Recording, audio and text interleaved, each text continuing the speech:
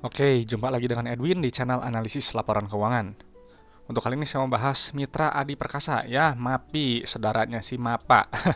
Oke ya, kita lihat kinerjanya bagus nggak berdasarkan laporan keuangan 2025 Q3-nya dari sudut pandang saya.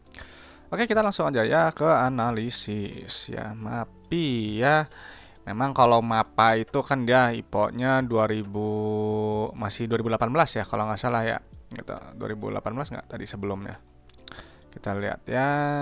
Ya, nah kalau MAPI dia udah lama ya dari 2004. Nah, kita cek dulu untuk reward pembagian dividennya. Ya.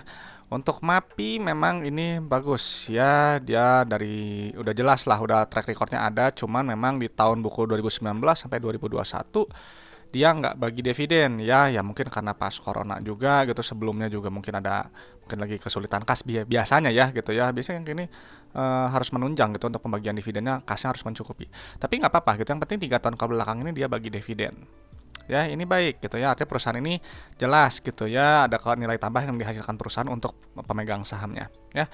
Dan kenapa perusahaan itu harus bagi dividen? Ya, karena perusahaan yang bagi dividen itu adalah perusahaan yang memang sudah terbukti profit dari bisnisnya.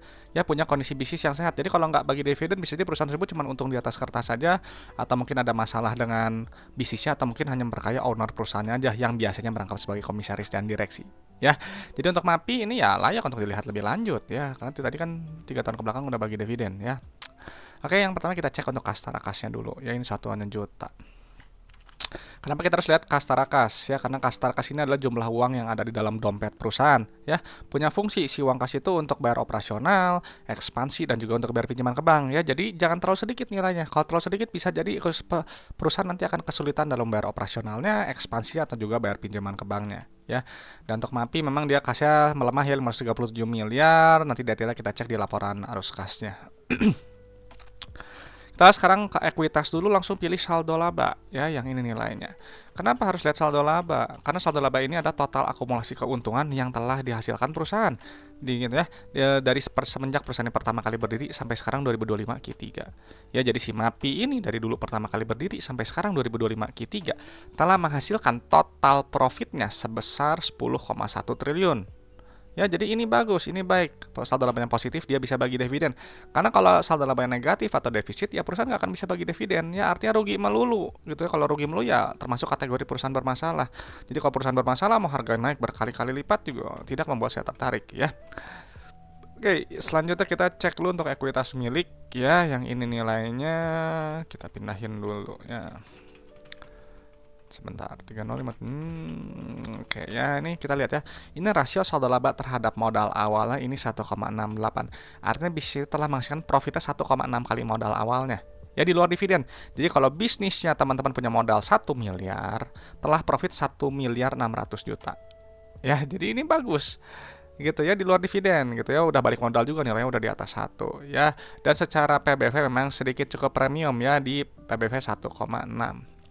Oke, sekarang kita lihat untuk profitabilitasnya, kita cek pendapatannya dulu ya. Nah, ini memang ini ada banyak ya, ada apa, consignment, penjualan eceran, dan lain-lain gitu ya. Karena kalau misalnya ada posnya banyak seperti ini gitu ya, kadang biasanya saya suka cek dulu gitu ke sini penerimaan kas dari pelanggannya ya, di laporan arus kasnya.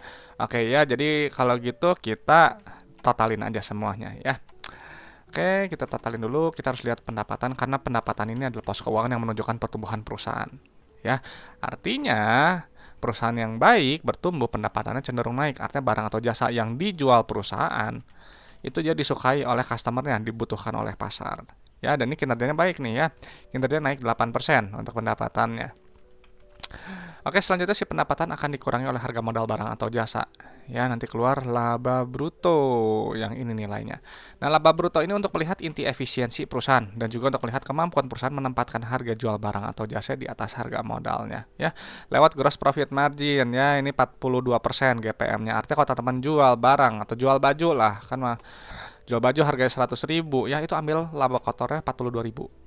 Ya, 58 ribunya itu adalah harga modal barang atau jasanya gitu. Jadi carilah perusahaan yang laba brutonya setinggi mungkin, gross profit margin setinggi mungkin sesuai dengan sektornya ya, karena semakin besar laba bruto ya nanti akan semakin besar juga laba bersihnya ya gitu, karena laba bruto nanti dikurangi oleh beban operasional, non operasional, dan juga beban pajak ya, baru nanti keluar laba bersih ya lah, inti dari laporan laba rugi gitu, perusahaan ini untung atau enggak gitu. Biasanya orang-orang ya fokusnya ke laba bersih ya. Tapi ingat ya, enggak selamanya marginnya GPM-nya tinggi itu dia pasti apa baik gitu ya. Bisa aja kalau misalnya mainnya di volume ya, karena pendapatan kan harga jual dikalikan volume. Kalau misalnya kayak Akra gitu ya, Akra kan dia mainnya volume tinggi tuh ya, gak masalah gitu ya, volumenya tinggi, marginnya tipis, tapi kan tadi jumlah besar ya dapat tetap juga untung ya. Dan tadi untuk kinerja laba kotor dia naik, gross net profit juga naik ya, dan secara pair cukup murah ya, udah di 11 kali ya, udah di bawah 15 gitu, meskipun belum di bawah 10 ya. Jadi bisa mulai ancangan terlihat menarik tampaknya ya, kalau memang segitu udah cukup murah gitu. Oke, selanjutnya kita cek langsung ke bagian laporan arus kas. Ya, langsung pilih ke penerimaan kas dari pelanggan yang atas ini. Ini dia berbeda, nggak kayak pendapatan ya. Kalau pendapatan itu dia sifatnya akrual ya, cuman diakui, dicatat di atas kertas saja. Tapi kalau penerimaan kas itu dia sifatnya ya menghitung benar-benar uang kas yang customer bayar ke perusahaan. Ya, jadi di sini dia bilang nih kan ini rasionya 100% nih ya.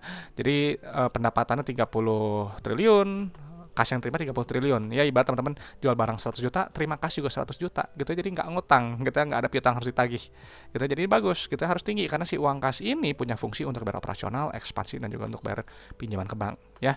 Nah, sekarang 30 triliun kita gunakan nih untuk bayar operasional dulu ya, bayar supplier, karyawan, dan seterusnya, nanti keluar net CFO yang ini.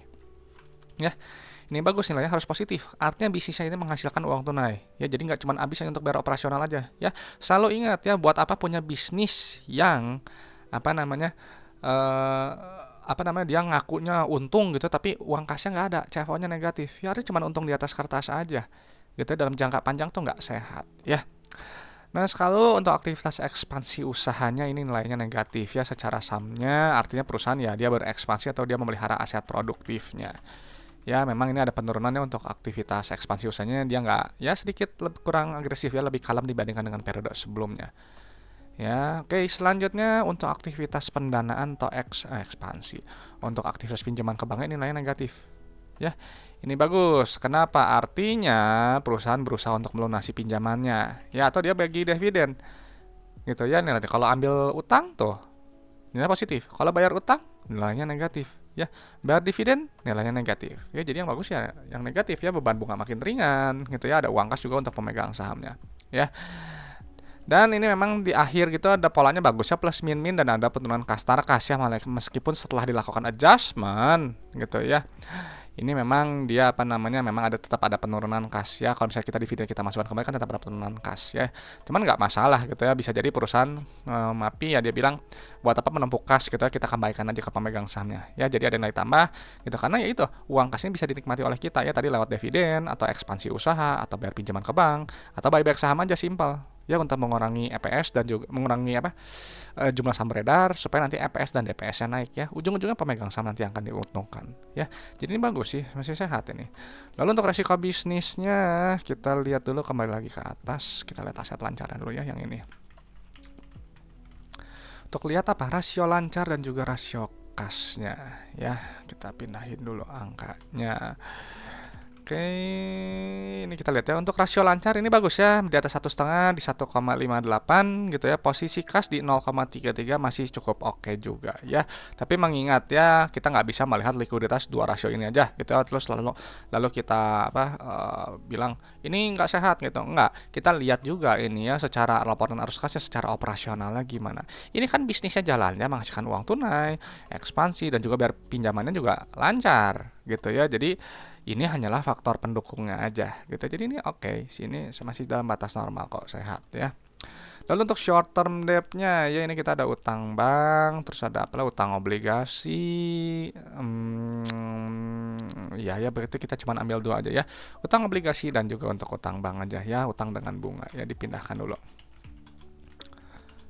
Oke, satu lagi. Plus 430 090 ya. Ini kita lihat ya, memang untuk ada akan sedikit kenaikan utang bank jangka pendek ya, tapi tenang aja ya, karena rasio kas terhadap short term debt ini masih 1,19.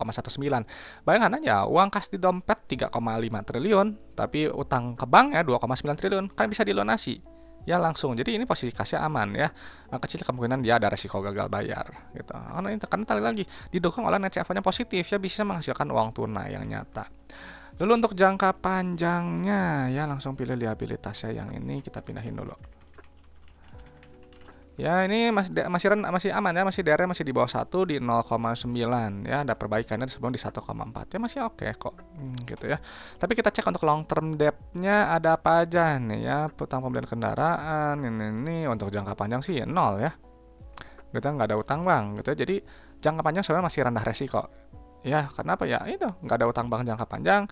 Lalu untuk jangka pendek juga posisi kasnya kuat gitu ya, bisnisnya juga berjalan dengan baik. Ya, jadi si MAPI setelah dipindahkan data-data keuangannya, menurut saya ini perusahaan yang baik ya 3 tahun ke belakang bagi dividen rutin jelas kita ada nilai tambah saldonya positif setelah profit 1,6 kali modal awalnya, namun secara PBV sedikit premium ya di 1,6 ya.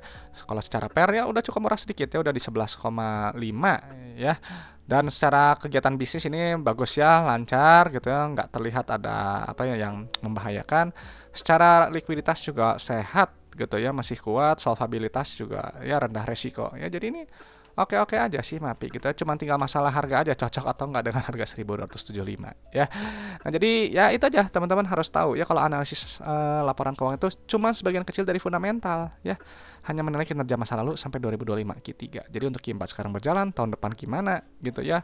Tahun ini gimana gitu ya. Ya saya nggak tahu ya, teman-teman harus proyeksikan sendiri apakah masih bagus atau enggak. Ya, dan sekali lagi saya cuma bahas kinerjanya yang berdasarkan laporan keuangan yang ada. Ya, jadi apa namanya untuk masalah valuasi gitu ya. Ya, teman-teman yang menilai sendiri apakah benar nggak nih masih murah atau mahal ya, sesuai dengan preferensi masing-masing. Lalu juga untuk masalah harga nih besok naik turun nggak tahu ya. Kalau saya nggak berpatok sama pergerakan jangka pendeknya besok atau lusa enggak. Gitu ya, saya patokannya emang jangka panjang gitu. Jadi terserah market aja, terserah MAPI mau dihargai berapa oleh market gitu ya. Nggak begitu harus diikuti juga sebenarnya.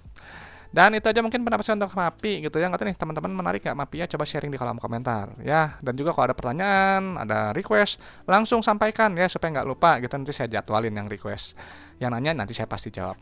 Oke teman-teman, terima kasih sudah menyimak ya. Semoga sharing dari saya ini bermanfaat dan juga bisa memperkaya pandangan teman-teman dalam menilai suatu perusahaan.